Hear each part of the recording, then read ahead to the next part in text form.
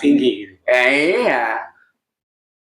Kata sulit ya, diamnya apa? Maka dibilang sulit, sebenarnya kan dijelasin gitu. Agama dibilang sulit, ya sulit. Jangan dibuat sulit. Bilang gampang-gampang. Agama itu mudah. Jangan juga dimudah-mudahkan. Tapi kesimpulan yang paling benar, yang paling mudah, yang bikin sulit kita. Emang yang bikin sulit siapa, Pak? Iya, iya. Sampai kita udah ketahuan kita makan ini udah nggak boleh, ngapa kita makan, yang udah ada penyakitnya jadi sulit diri kita ya. Kalau buat yang tahu ya mudah. Yang nggak tahu ya sulit. Nah disitulah perbedaannya. Sama kalau orang yang tahu dengan orang yang tidak tahu ya kan beda. Ya, ya. Kalau marifat itu hanya sebatas ucapan doangan ya banyak udah semua. Kan bukan seperti itu modal pokoknya. Harus tahu dulu ke dalamnya. Banyak orang ngomong percaya waludini marifatullah awal agama mengenal. Ya mengenal apanya? Awaludin marifatullah. Nah iya, karena awal agama mengenal apanya? Apa mengenal Allah wujudnya baca Allah berwujud. Kita. Nah, mana yang pencipta, mana yang diciptakan, kan perlu dibongkar lagi. Ya kalau secara fikih kan begini Pak. Kalau Allah itu berwujud, mana wujudnya? Lah ini alam semesta kan. Nah itu dia. Umum, itu mah cerita bocah zaman kita kecil ya begitu. Gitu. Nah itu pintar banget itu kalau ngomong begitu. Kan di situ dijelasin, makanya kan di situ dijelasin. Janganlah kau pikirkan jatuh, pikirlah tentang ciptaanku ya ini. Ya. Padahal ciptaan Allah siapa ya roh? Iya.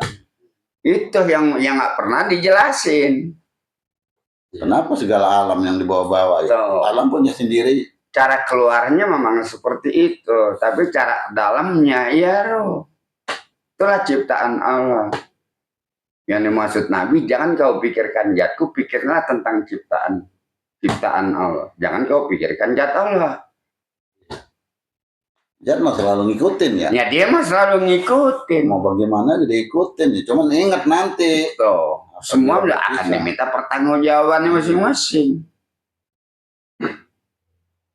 Dia tidak mempunyai kerugian, tidak mempunyai keuntungan. Disembah untung, nggak disembah nggak rugi. Yang rugi diri manusia sendiri. Iya.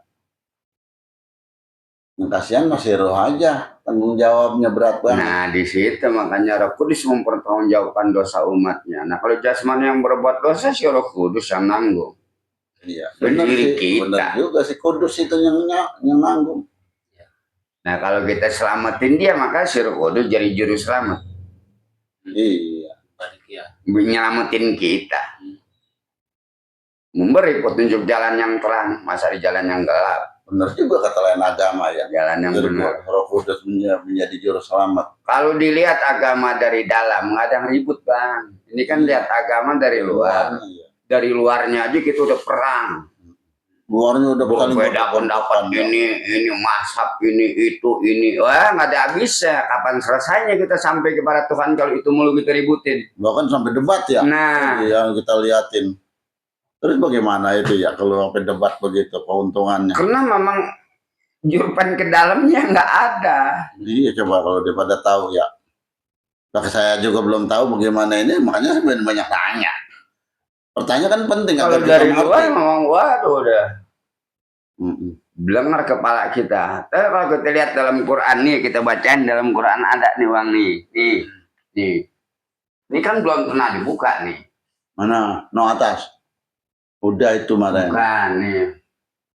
Jika kamu mana ya ayatnya?